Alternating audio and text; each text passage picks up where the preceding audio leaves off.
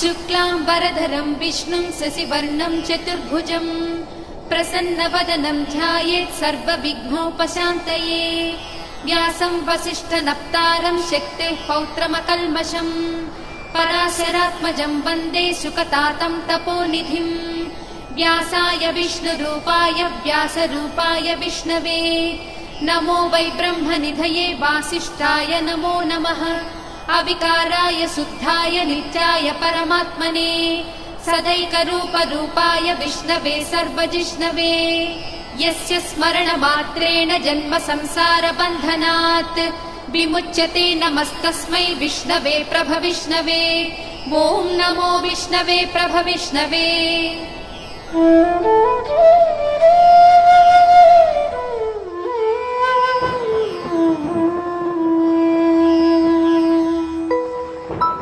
श्रीवैशम्पायन उवाच श्रुत्वा धर्मानशेषेण पावनानि च सर्वशः युधिष्ठिरः शान्तनवं पुनरेवाभ्यभाषत। युधिष्ठिर उवाच किमेकं दैवतं लोके किं वाप्येकं परायणं स्तुवन्तः कं कमर्चन्तः प्राप्नुयुर्मानवाः शुभम्। को धर्मः सर्वधर्माणां भवतः परमो मतः किं जपन्मुच्यते जन्तुर्जन्म संसारबन्धनात्। श्रीभीष्म उवाच जगत्प्रभुं देवदेवमनन्तं पुरुषोत्तमं स्तुवन्नाम सहस्रेण पुरुषः सततोत्थितः तमेव चार्चयन् नित्यं भक्त्या पुरुषमव्ययम् ध्यायन् स्तुवन्नमस्यंश्च यजमानस्तमेव च। अनादिनिधनं विष्णुं सर्वलोकमहेश्वरम् लोकाध्यक्षं स्तुवन् नित्यं सर्वदुःखातिगो भवेत्। ब्रह्मण्यं सर्वधर्मज्ञं लोकानां कीर्तिवर्धनम् लोकनाथं महद्भूतं सर्वभूतभवोद्भवम्। एष मे सर्वधर्माणां धर्मोऽधिकतमो मतः यद्भक्त्या पुण्डरीकाक्षं स्तवैरर्चेन्नरः सदा। परमं यो महत्तेजः परमं यो महत्तपः परमं यो महद्ब्रह्म परमं यः परायणम्। पवित्राणां पवित्रं यो मङ्गलानां च मङ्गलम् दैवतं देवतानां च भूतानां यो व्ययः पिता। यतः सर्वाणि भूतानि भवन्त्यादियुगागमे यस्मिंश्च प्रलयं यान्ति पुनरेव युगक्षये तस्य लोकप्रधानस्य जगन्नाथस्य भूपते विष्णोर्नाम सहस्रं मे शृणु पापभयापहम्। यानि नामानि गौणानि विख्यातानि महात्मनः ऋषिभिः परिगीतानि तानि वक्ष्यामि भूतये। ऋषिर्नाम्नां सहस्रस्य वेदव्यासो महामुनिः छन्दोऽनुष्टुप् तथा देवो भगवान् देवकीसुतः। अमृतांशोद्भवो बीजं शक्तिर्देवकी नन्दनः त्रिसामा हृदयं तस्य शान्त्यर्थे विनियुज्यते। विष्णुं जिष्णुं महाविष्णुं प्रभविष्णुं महेश्वरम् अनेकरूपदैत्यान्तं नमामि पुरुषोत्तमम्।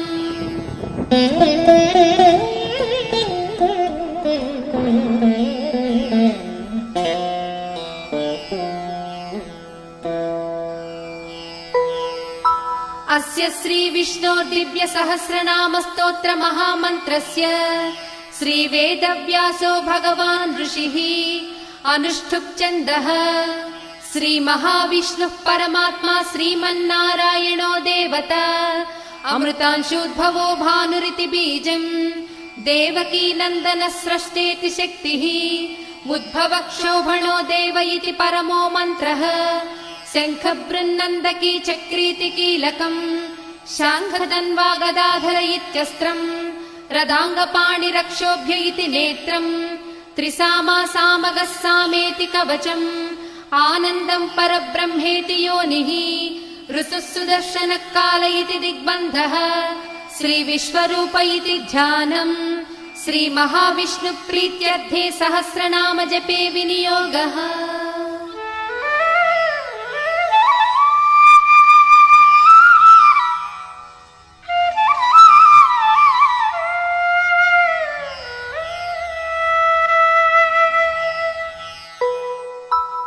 ध्यानम् क्षीरोदन्वत्प्रदेशे शुचिमणिविलसत्सैकते मौक्तिकानाम् माला क्लुप्तासनस्तस्फटिकमणिनिभैर्मौक्तिकैर्मण्डिताङ्गः शुभ्रैरभ्रैरदभ्रैरुपरि विरचितैर्मुक्तपीयूषवर्षैः आनन्दीनः पुनीयादरिनलिन गदाशङ्खपाणिर्मुकुन्दः भूपादौ यस्य नाभिर्वियदसुरनिलश्चन्द्रसूर्यौ च नेत्रे कर्णावासा शिरोद्यौर्मुखमपि दहनो यस्य वास्तेयमब्धिः अन्तस्तम् यस्य विश्वम् सुरनरखगो भोगि गन्धर्वदैत्यैः चित्रम् रम्यते तम् त्रिभुवनवपुषम् विष्णुमीशम् नमामि। ॐ नमो भगवते वासुदेवाय। शान्ताकारम् भुजगशयनम् पद्मनाभम् सुरेशम् विश्वाधारम् गगनसदृशम् मेघवर्णम् शुभाङ्गम् लक्ष्मीकान्तम् कमलनयनम् योगिहृज्जानगम्यम्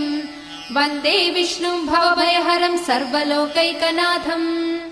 मेघश्यामम् पीतकौसेयवासम् श्रीवत्साङ्कम् कौस्तुभोद्भासिताङ्गम् पुण्योपेतम् पुण्डरीकायताक्षम् विष्णुम् वन्दे सर्वलोकैकनाथम्। नमः समस्तभूतानामादिभूताय भूभृते अनेकरूपरूपाय विष्णवे प्रभविष्णवे सशङ्खचक्रम् सकिरीटकुण्डलम् सपीतवस्त्रम् सरसीरुहेक्षणम् सहारवक्षस्थलशोभिकौस्तुभम् नमामि विष्णुम् शिरसा चतुर्भुजम् छायायाम् पारिजातस्य हेमसिंहासनोत्पदी आसीनमम्बुदश्याममायताक्षमलङ्कृतम् चन्द्राननम् चतुर्बाहुम् श्रीवत्साङ्कितवक्षसम् रुक्मिणी सत्यभामाभ्याम् सहितम् कृष्णमाश्रये।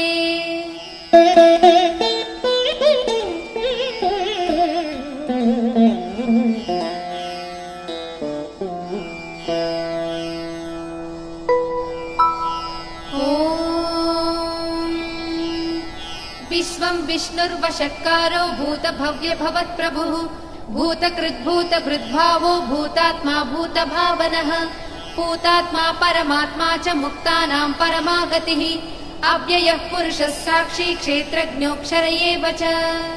योगो योगविदाम् नेता प्रधानपुरुषेश्वरः नारसिंहवपुः श्रीमान् केशवः पुरुषोत्तमः सर्वः सर्वशिवस्थाणुर्भूतादिर्निधिरव्ययः सम्भवो भावनो भर्ता प्रभवः प्रभुरीश्वरः स्वयंभू शम्भुरादित्यः पुष्कराक्षो महास्वनः अनादिनिधनो धाता विधाता धातुरुत्तमः अप्रमेयो हृषीकेशः पद्मनाभो मरप्रभुः विश्वकर्मा मनुस्त्वष्टा सविष्ठस्थविरो ध्रुवः अग्राह्यः शाश्वतः कृष्णो लोहिताक्षः प्रतर्दनः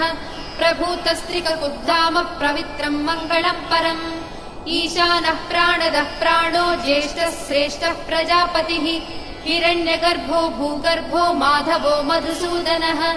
ईश्वरो विक्रमी धन्वी मेधावी विक्रमः क्रमः अनुत्तमो धुरादर्शः कृतज्ञः कृतिरात्मवान् सुरेशः शरणम् शर्म विश्वरेताः प्रजाभवः अहः संवत्सरो व्याळः प्रत्ययः सर्वदर्शनः अजः सर्वेश्वरः सिद्धः सिद्धिः सर्वादिरच्युतः वृषा कपिरमेयात्मा सर्वयोगविनिसृतः वसुर्वसुमना सत्यः समात्मा संमितः समः अमोघ पुण्डरीकाक्षो वृषकर्मा वृषाकृतिः रुद्रो बहुशिरा बभ्रुर्विश्वयोनिः शुचिश्रवाः अमृतः शाश्वतस्थाणुर्वरारोहो महातपाः सर्वगः सर्वविद्वानुर्विश्वक्सेनो जनार्दनः वेदो वेदविदव्यङ्गो वेदाङ्गो वेदवित्कविः लोकाध्यक्षः सुराध्यक्षो धर्माध्यक्षः कृताकृतः चतुरात्मा चतुर्व्यूहश्चतुर्दंष्टश्चतुर्भुजः भ्राजिष्णुर्भोजनम् भोक्ता सहिष्णुर्जगदादिजः अनघो विजयो जेता विश्वयोनिः पुनर्वसुः उपेन्द्रो वामनः प्रांशुरमोघः सुचिरूर्जितः अतीन्द्रः सङ्ग्रहः सर्गो धृतात्मा नियमो यमः वेद्यो वैद्यः सदा योगी वीरः माधवो मधुः अतीन्द्रियो महामायो महोत्साहो महाबलः महाबुद्धिर्महावीर्यो महाशक्तिर्महाद्युतिः अनिर्देश्य वपुः श्रीमान् अमेयात्मा महाधृधृत्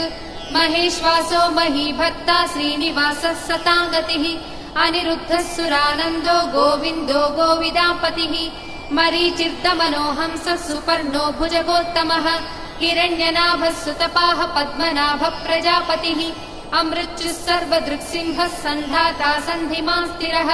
अजो दुर्मर्षणः शास्ता विसृतात्मा सुरारिः गुरुर्गुरुतमो धामः सत्यः सत्यपराक्रमः निमिषो निमिषस्रग्वी वाचस्पतिरुदारधीः अग्रणीर्रामणी श्रीमान् न्यायो नेता समीरणः सहस्रमूर्धा विश्वात्मा सहस्राक्षः सहस्रपात् आवर्तनो निवृत्तात्मा संवृतः सम्प्रमर्दनः अहः संवर्तको वह्निरनिलो धरणीधरः सुप्रसादः प्रसन्नात्मा विश्वभृग्विभुः सत्कर्ता सत्कृतः साधुर्जह्नुर्नारायणो नरः असङ्ख्येयो प्रमेयात्मा विशिष्टः शिष्टकृच्छुचिः सिद्धार्थः सिद्धसङ्कल्पः सिद्धिदः सिद्धिसाधनः वृषाही वृषभो विष्णुर्वृषपर्वा वृषोदरः वर्धनो वर्धमानश्च विविक्तः श्रुतिसागरः सुभुजो दुर्धरो वाग्मी महेन्द्रो वसुदो वसुः नैकरूपो बृहद्रूपः श्रीविष्टः प्रकाशनः ओजस्तेजो ज्युतिधरः प्रकाशात्मा प्रतापनः रुद्धस्पष्टाक्षरो मन्त्रश्चन्द्रांशुर्भास्करज्युतिः अमृतांशूद्भवो भानुश्च स बिन्दुः सुरेश्वरः औषधं जगतः सेतुः सत्यधर्मपराक्रमः भूतभव्यभवन्नाथः पवनः पावनो नलः कामः कामकृत्कान्तः कामः कामप्रदः प्रभुः युगाधिकृज्युगावर्तो नैकमायो महासेनः अदृश्यो व्यक्तरूपश्च सहस्रजिदनन्तजित् इष्टो विशिष्टः शिष्टेष्टः शिखण्डी नहुषो वृषः क्रोधः क्रोधकृत्कर्ता विश्वबाहुर्महीधरः अच्युतः प्रदितः प्राणः प्राणदो वासवानुजः अपां निधिरधिष्ठानमप्रमत्तः प्रतिष्ठितः स्कन्दः स्कन्दधरो दुर्यो वरदो वायुवाहनः वासुदेवो बृहद्भानुरादिदेवः पुरन्दरः अशोकस्तारणस्तारः शूरः शौरिर्जनेश्वरः अनुकूलस्य तावर्तः पद्मे पद्मनिभेक्षणः पद्मनाभोरविन्दाक्षः पद्मगर्भः शरीरभृत् महर्धिर्रुद्धो वृद्धात्मा महाक्षो गरुडध्वजः अतुलः शरभो भीमः समयज्ञो हविर्हरिः सर्वलक्षणलक्षण्यो लक्ष्मीवान् समितिञ्जयः विक्षरो रोहितो मार्गो हेतुर्दामोदरः सहः महीधरो महाभागो वेगवानमिताशनः उद्भवः क्षोभणो देवः श्रीगर्भः परमेश्वरः करणं कारणं कर्ता विकर्ता गहनो गुहः व्यवसायो व्यवस्थानः संस्थानस्थानदो ध्रुवः परर्धिः परमस्पष्टः तुष्टः पुष्टः सुभेक्षणः रामो विरामो विरजो मार्गो नेयो नयो नयः वीरः शक्तिमतां श्रेष्ठो धर्मो धर्मविदुत्तमः वैकुण्ठः पुरुषः प्राणः प्राणदः प्रणवः पृथुः हिरण्यगर्भः शत्रुघ्नो व्याप्तो वायुरथोक्षजः ऋतुः सुदर्शनः कालः परमेष्टि परिग्रहः उग्रः संवत्सरो दक्षो विश्रामो विश्वदक्षिणः विस्तारस्थावरस्थाणुः प्रमाणं बीजमव्ययम् अर्धोऽनर्धो महाकोशो महाभोगो महाधनः अनिर्विण्णस्थविष्टो भूर्धर्मयूपो महामखः नक्षत्रनेमिर्नक्षत्री क्षमः क्षामः समीहनः यज्ञयुज्यो महेज्यश्च क्रतुः सत्रं सदाङ्गतिः सर्वदर्शी विमुक्तात्मा सर्वज्ञो ज्ञानमुत्तमम् सुव्रतः सुमुखः सूक्ष्मः सुघोषः सुखदः सुहृत् मनोहरो जितक्रोधो वीरबाहुर्विदारणः स्वापनः स्ववशो व्यापी नैकात्मा नैककर्मकृत् वत्सरो वत्सलो वत्सी रत्नगर्भो धनेश्वरः धर्मकृद्धर्मी सदसक्षरमक्षरम् अविज्ञाता सहस्रांशुर्विधाता कृतलक्षणः गभस्तिनेमिः सत्त्वस्था सिंहो भूतमहेश्वरः आदिदेवो महादेवो देवेशो देवभृद्गुरुः उत्तरो गोपतिर्गोप्ता ज्ञानगम्यः पुरातनः शरीरभूतभृद्भोक्ता कपीन्द्रो भूरि दक्षिणः सोमपोऽमृतपः सोमः पुरुजित्पुरुषत्तमः विनयोजयः सत्यसन्धो दासार्हः सात्वतां पतिः जीवो विनयिता साक्षी मुकुन्दो मितविक्रमः अम्भो निधिरनन्तात्मा महोदधिशयोऽन्तकः अजो महार्हः स्वाभाव्यो जितामित्रप्रमोदनः आनन्दो नन्दनो नन्दः सत्यधर्मा त्रिविक्रमः महर्षिः कपिलाचार्यः कृतज्ञो मेदिनीपतिः त्रिपदस्त्रिदशाध्यक्षो महाशृङ्गकृतान्तकृत् महावराहो गोविन्दः सुषेणः कनकाङ्गदी गुह्यो गभीरो गहनो गुप्तश्चक्रगदाधरः वेदास्वाङ्गोजितः कृष्णो दृढः सङ्कर्षणोच्युतः वरुणो वारुणो वृक्षः पुष्कराक्षो महामनाः भगवान् भगवानन्दी वनमाली हलायुधः आदित्यो ज्योतिरादित्यः सहिष्णुर्गतिसत्तमः सुधन्वा कण्डपरशुर्दारुणो द्रविणप्रदः दिवस्पृक् सर्वदृग्यासो वाचस्पतिरयो निजः त्रिसामासामगः साम निर्वाणम् भेषजम् भिषक् सन्न्यासकृच्चमशान्तो निष्ठा शान्तिः परायणम् शुभाङ्गः शान्तिदः स्रष्टा कुमुदः कुवलेशयः गोहितो गोपतिर्गोप्ता वृषभाक्षो वृषप्रियः अनिवर्ती निवृत्तात्मा संक्षेप्ताक्षेम कृच्छिवः श्रीवत्सवक्षा श्रीवासः श्रीपतिः श्रीमताम्बरः श्रीधः श्रीसः श्रीनिवासः श्रीनिधिः श्रीविभावनः श्रीधर श्रीकर श्रेयः श्रीमान् लोकत्रयाश्रयः स्वक्षस्वङ्गस्य तानन्दो नन्दिर्ज्योतिर्गणेश्वरः विजितात्मा विधेयात्मा सत्कीर्तिश्चिन्न संशयः उदीर्णः सर्वतश्चक्षुरनीशः शाश्वतः स्थिरः भूषयो भूषणो भूतिर्दिशोकशोकनाशनः अर्चिष्मानर्चितः कुम्भो विशुद्धात्मा विशोधनः अनिरुद्धो प्रतिरतः प्रद्युम्नो मितविक्रमः कालनेमिनिः वीरः शौरिः शूरजनेश्वरः त्रिलोकात्मा त्रिलोकेशः केशवः केशिहा हरिः कामदेवः कामपालः कामीकान्तः कृतागमः अनिर्देश्य वपुर्विष्णुर्वीरो नन्दो धनञ्जयः ब्रह्मण्यो ब्रह्मकृद् ब्रह्मा ब्रह्म ब्रह्म विवर्धनः ब्रह्मविद्ब्राह्मणो ब्रह्मी ब्रह्मज्ञो ब्राह्मणप्रियः महाक्रमो महाकर्मा महातेजा महोरगः महाक्रतुर्महायज्वा महायज्ञो महाहविः स्तव्यस्तव प्रियस्तोत्रम् स्तुतिस्तोतारणप्रियः पूर्णः पूरयिता पुण्यः पुण्यकीर्तिरनामयः मनोजवस्तीर्थकरो वसुरेता वसुप्रदः वसुप्रदो वासुदेवो वसुर्वसुमनाहविः सद्गतिः सत्कृतिः सत्ता सद्भूतिः सत्परायणः सूरसेनो यदुश्रेष्ठः सन्निवासः सुयामुनः भूतावासो वासुदेवः सर्वासु निलयो ननः दर्पः दर्पदो दृप्तो दुर्धरोधा पराजितः विश्वमूर्तिर्महामूर्तिर्दीप्तमूर्तिरमूर्तिमान् अनेकमूर्तिरव्यक्तः शतमूर्तिः शताननः एको नैकः स वः कः किम् यत्तत्पदमनुत्तमम् लोकबन्धुर्लोकनाथो माधवो भक्तवत्सलः सुवर्णवर्णो हेमाङ्गो वरागश्चन्दनागदी वीरः विषमः शून्यो घृतासीरचलश्चलः अमानीमानदो मान्यो लोकस्वामी त्रिलोकधृत् सुमेधा मेधजो धन्यः सत्यमेधाधराधरः तेजो वृषो युधरः सर्वशस्त्रभृताम्बरः प्रग्रहो निग्रहो व्यग्रो नैकशृङ्गो गदाग्रजः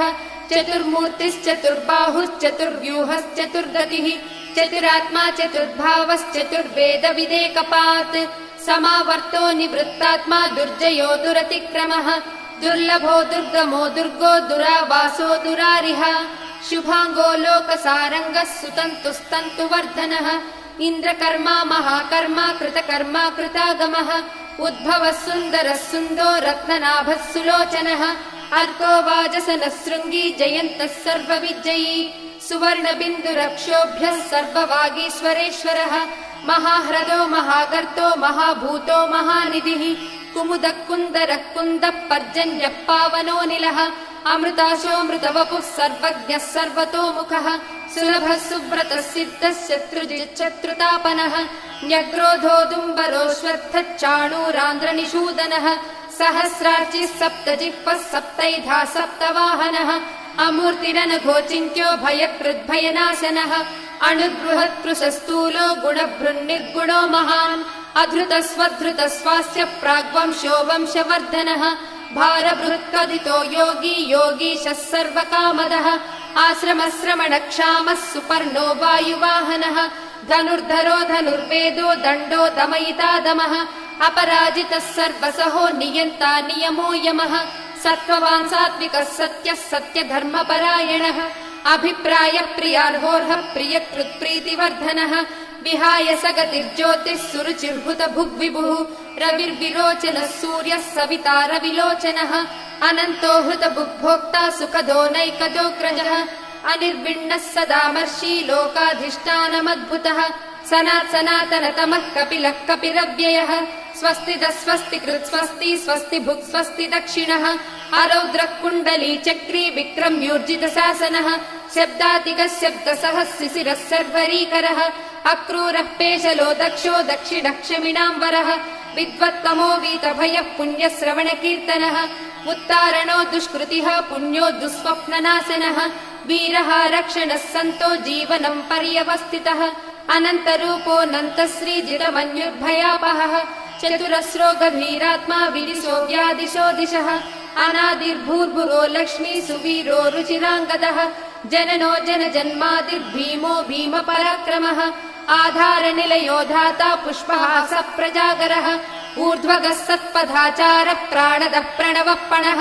प्रमाणम् प्राणनिलयः प्राणभृत् प्राणजीवनः तत्त्वम् तत्त्वविदेकात्मा जन्म मृत्युजरातिगः भूर्भुवः स्वस्तरुस्तारः सविता प्रपितामहः यज्ञो यज्ञपतिर्वज्या यज्ञाङ्गो यज्ञवाहनः यज्ञभृद्यज्ञकृत्यग्नि यज्ञभुग्यज्ञसाधनः यज्ञान्तकृद्यज्ञगुह्यमन्नमन्नादयेव च आत्मयोनिस्वयं जातो वैखानः सामगायनः देवकीनन्दनः स्रष्टा क्षितीशः पापनाशनः शङ्खबृन्नन्दकी चक्री शाङ्खधन्वा गदाधरः रथाङ्गपाणिरक्षोभ्यः सर्वप्रहरणायुधः श्रीसर्वप्रहरणायुधवो नम इति वनमाली गदीशाङ्गी शङ्की चक्री च नन्दकी श्रीमन्नारायणो विष्णुर्वासुदेवोऽभिरक्षतु वनमाली गदीशाङ्गी शङ्खी चक्री च नन्दकी श्रीमन्नारायणो विष्णुर्वासुदेवोऽभिरक्षतु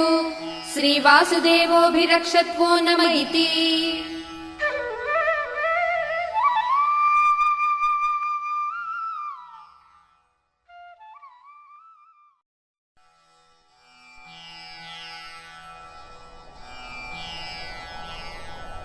इतीदम् कीर्तनीयस्य केशवस्य महात्मनः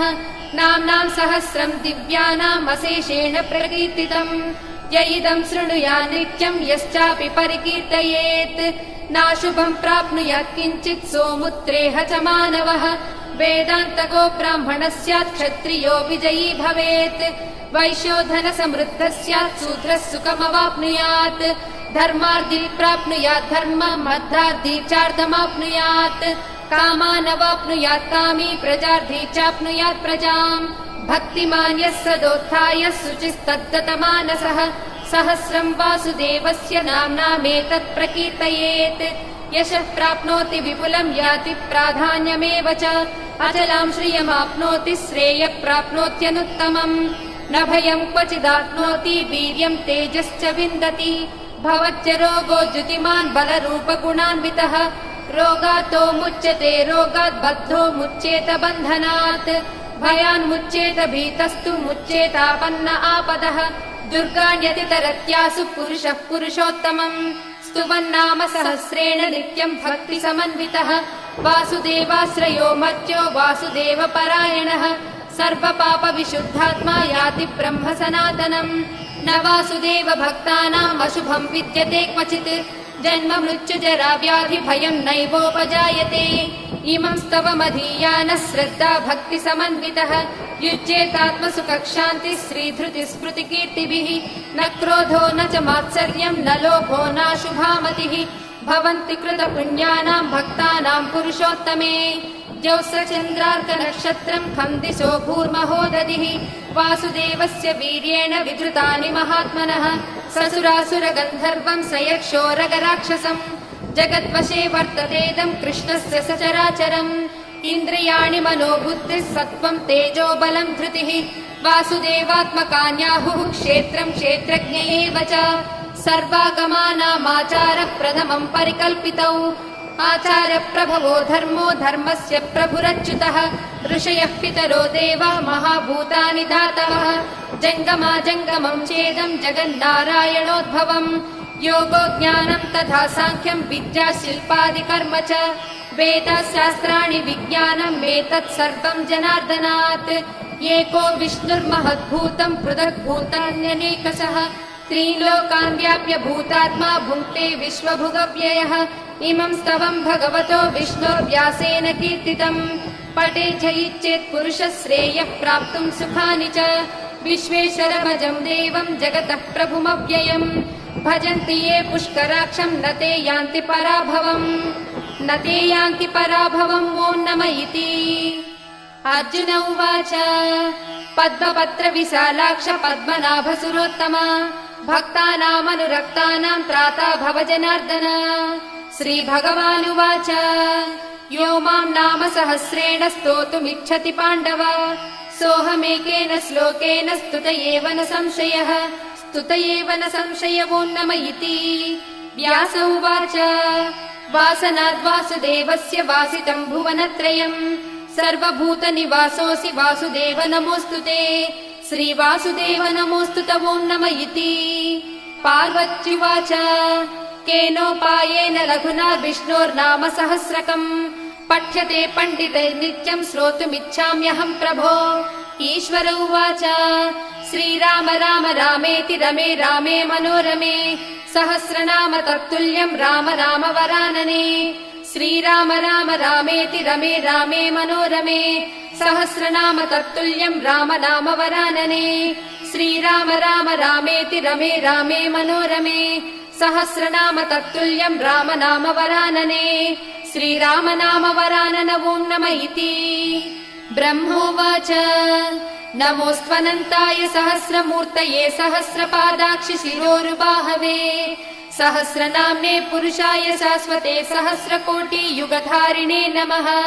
सहस्रकोटियुगधारिणे ॐ नम इति। सञ्जय उवाच यत्र योगेश्वर कृष्णो यत्र पार्थो धनुर्धरः तत्र श्रीविजयोर्भूतिर्ध्रुवा नीतिर्मतिर्मम। श्रीभगवानुवाच अनन्याश्चिन्तयन्तो मां ये जनाः पर्युपासते तेषां नित्याभियुक्तानां योगक्षेमं वहाम्यहम्। परित्राणाय साधूनां विनाशाय च दुष्कृताम् धर्म संस्थापनार्थाय सम्भवामि युगे युगे। आर्ता विषण्णाः शिथिलाश्च भीता घोरेषु च व्याधिषु वर्तमानाः संकीर्त्य नारायण शब्दमात्रं विमुक्त दुःखा सुखिनो भवन्तु। कायेन वाचा मनसेन्द्रियैर्वा बुद्ध्यात्मना वा प्रकृते स्वभावात् करोमि यद्यत् सकलं परस्मै नारायणायेति समर्पयामि।